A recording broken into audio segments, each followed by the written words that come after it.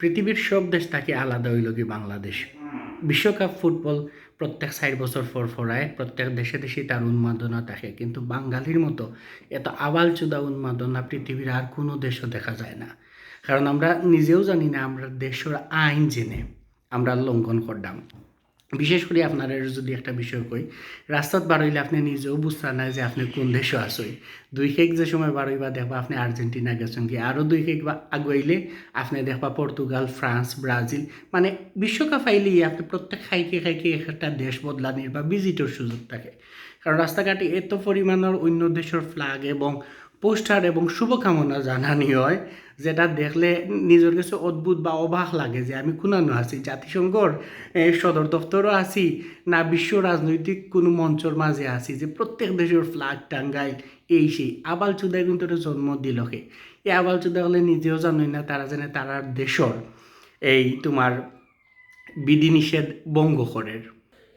গণপ্রজাতন্ত্রী বাংলাদেশ সরকারের 1972 পতাকা বিধিমালার 4 নাম্বার আর্টিকেলর এত পরিষ্কার করে কোয়া হয়েছে যে আপনি যদি দেশের যে কোনো জায়গাত যত্রতত্র কিতা করেন পতাকা উত্তোলন করেন, তাইলে আপনার সর্বোচ্চ 1 বছর জেল অথবা 5,000 টাকা জরিমানা অথবা উভয় দণ্ডে আপনারে দণ্ডিত করা হইব।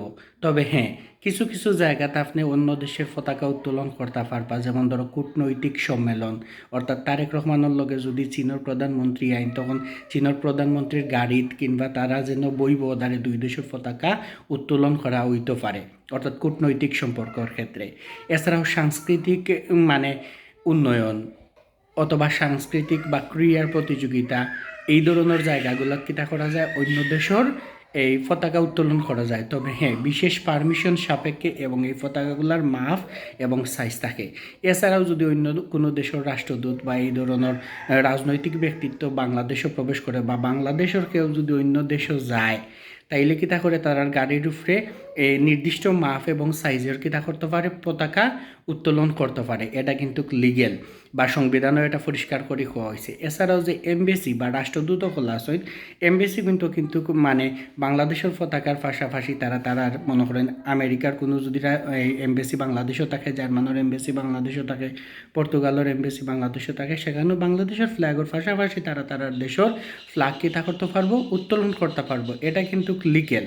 এটাও যেন 1972 4 নম্বর আর্টিকেলের কোড পরিষ্কার করে হওয়া হয়েছে।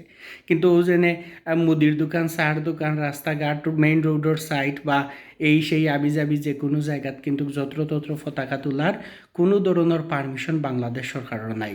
কিন্তু এদারে পরিষ্কার করি 1972 4 নম্বর আর্টিকেলও কইয়া দেওয়া হয়েছে যে কোনো জায়গায় যদি পারমিশন ছাড়া এই ধরনের পতাকা উত্তোলন করা হয় তাইলে কিন্তু তারারে শাস্তির আওতায় আনা হইব। যেমন ধরো যে এই কিতা 5,000 টাকা জরিমানা অথবা 1 বছরের জেল অথবা উভয় দণ্ডে দণ্ডিত করা হইব। কিন্তু সবথেকে বেশি মজার বিষয় হইল কিতা জানেননি, পুলিশে যেনে থানা যে গুণ আছে, থানার সামনে দেখি ওই ধরনের পোস্টার হল্লটাই কি লেভেলের আবাল চুদ হইলে আমরা এই ধরনের কাম আমরা করতাম পারি।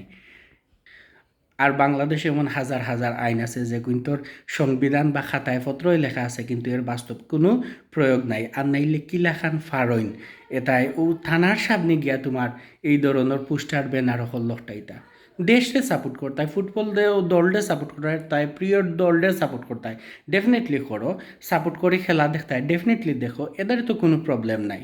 খেলা দেখতে হয় দেখো, নিজের দলটে নি মাত্রায় মাতো, এখান তো কোনো সমস্যা নাই। কিন্তু যেখানে পতাকা উত্তোলন করেন, আপনি একটা স্বাধীন সার্বভৌম রাষ্ট্রের নাগরিক হইয়াও যেনে নীতিমালা বা বিধিমালা ভঙ্গ করা, এটা সম্পর্কে কিছু খোঁজখবর লৌকা।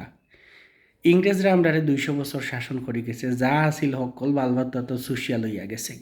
এর আগে পর্তুগিজরা শাসন করছে, এই স্প্যানিশরা শাসন করছে বা বিভিন্ন দেশ ওলন্দাজরা আমরা শাসন করছে, করিয়া তো অকল বালবাত্তা যা আছে নিচে কি বিবেক তো আর নিচে না।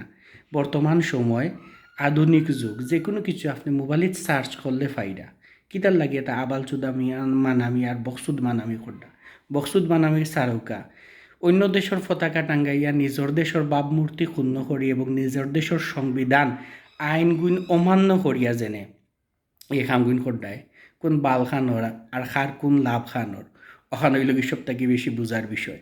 আর এর থাকি বেশি যদি কেউ বুঝই না আমার কমেন্ট বক্স আইয়া জানাই দিও যে আমি ওখান ভুল কইরাম।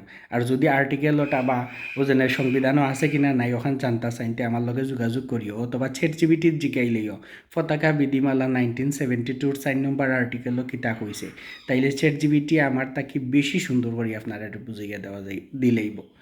সো উন্মাদনা থাকতে পারে, প্রিয় দলের সাপোর্ট থাকতে পারে, যে কোনো দলের জার্সি আমি কিনতাম পারি, তারার পতাকা নিজের দেশ টাঙ্গাইয়ে নিজের দেশের ভাবমূর্তি নষ্ট করার মাধ্যমে কোন বেটাগিরি আর বাল ছিড্ডাম এখানে আমি নিজেও বুঝি না। এছাড়াও যেন বাংলাদেশের টিভি চ্যানেল হল আসুদার পয়েন্টে তো বড়াই ফেলাই দিন ওটা নিয়ে আবার নিউজ করি।